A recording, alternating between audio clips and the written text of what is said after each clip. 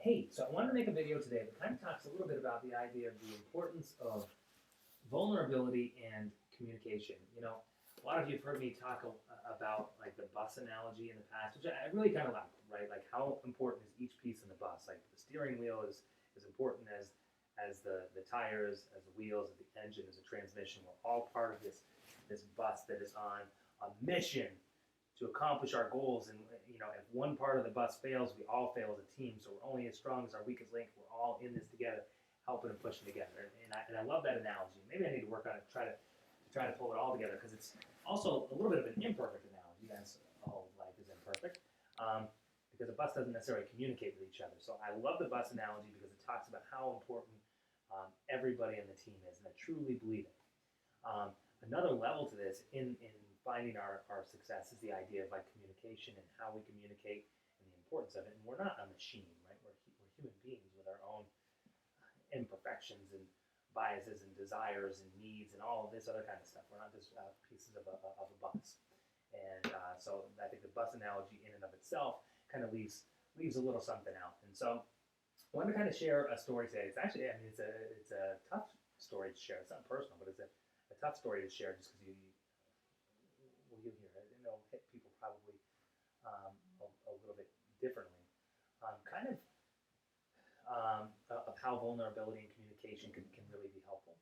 And then I think it also kind of serves to like keep things like a bigger picture, right? Like this business is very important to us all. It's very important to me, but there also is a bigger picture of life out there. And sometimes the decisions that we make, aren't always the biggest decisions of so much riding on it, right? Like there's keeping things kind of in perspective. And so there was a flight, United Flight 232, back in like 1989. I don't know, some of you might remember it. It might be a little bit. I won't give you my age, but I was young when that happened, so I don't remember it at that time. But was able to kind of rehear this story.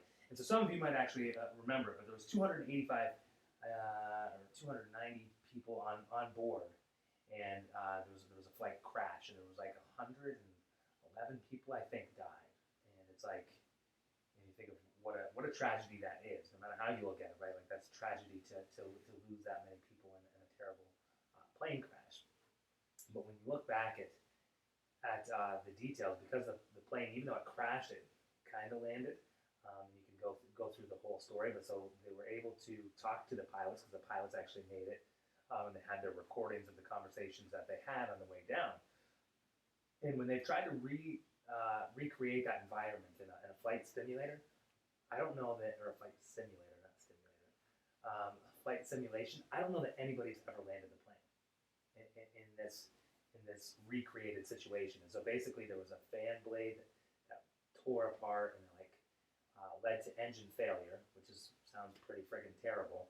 But then the shrapnel came and it cut all the hydraulics and it cut like all the backup systems. And so they've calculated like what are the odds of that happening?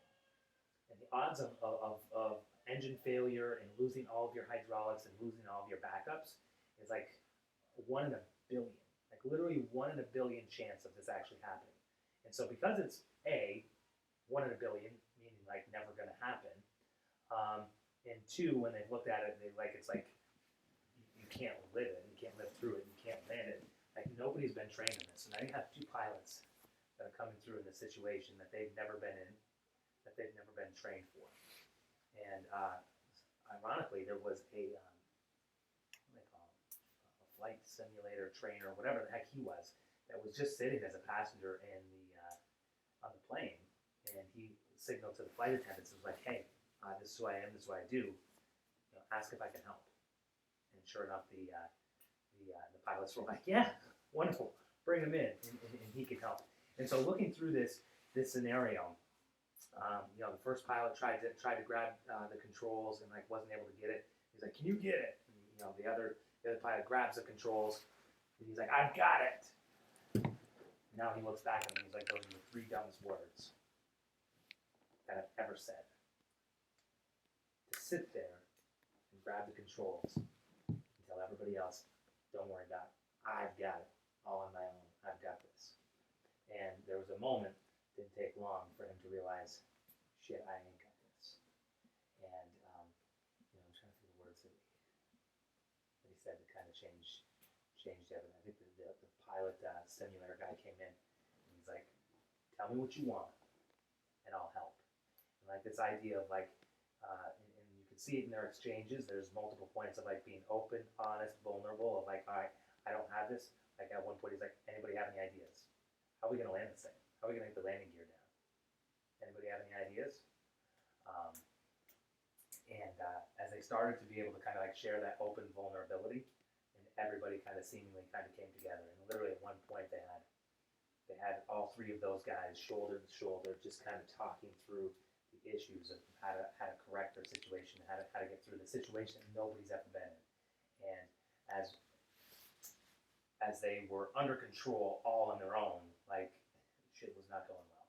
But as they started to open up and started to work through problems together and started to raise their hand and say, "You know what, I don't have it all under control. I don't have all the answers. Hey, does anybody else see something different?" As they started to open that up, that vulnerability, the communication started to flow. And even though it was still a huge tragedy, and so many people lost their lives, like they were able to get this plane down in a seemingly impossible task. And while over 100 people died, over 100 people lived that nobody else has been able to duplicate, since. And just like an incredible opportunity to learn, I think, about kind of teamwork and about communication and how to work together. And also, again, kind of keeping things in perspective. Like sometimes we'll make a mistake and a deal will die. We don't make mistakes and have 200 people die. And so, um, you know, just keeping up what we do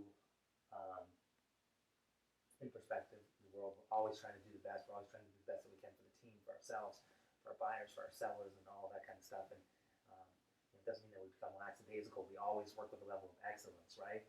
Um, but we all exist in this world. There's other things that are influencing us and that affect us on a daily basis, and kind of opening our minds, hearts, and souls up to the team, the people that we're dealing with, to be open to those things, and to take these little bits that we can learn from vulnerability and how to best communicate. And they talked about the idea of like notifications.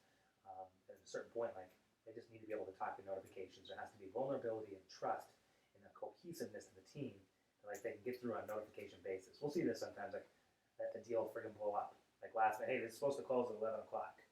We'd be in a meeting, 10:45, get a phone call like, "Oh, shit just hit the fan," right? And at this point, like now we're just in like notification phase. Like, what's this? What's that? Who's this? How are we gonna do this? And we just go through this really quick, succinct, like let's just get it done process. Because sometimes that's what it's needed. But I think that builds on all the other stuff that we do in this company, that we try to meet face to face. Even sometimes with the meetings, it's like, tell me something good, personal and professional, right? Like it's easy to try to want to jump past that in a meeting, but there's a reason why it's there. Like I'm not perfect in anything I do, surely not perfect in everything we do, but try to be intentional with what's there. And so sometimes it can seem like, why the hell am I doing this again? Or why are we doing this? But there's an intentionality to that of like, sharing the positives, living in moments of gratitude, right? That's why we share positive things, and getting to know people on a personal and professional level, because it makes so much more of what we do meaningful, enjoyable, and ultimately better. So anyways, it's a really, I didn't share the video of it, I didn't share the transcript of this, but it's all available. I have some of it, and I can send it out if anybody was like, oh, that'd be interesting to see, hear, read, or whatever. I'm not going to post it all together here because it's not easy, right? This shit's pretty depressing in many ways and can affect people differently. But wanted to at least be able to share the lessons that I pulled out of that experience, and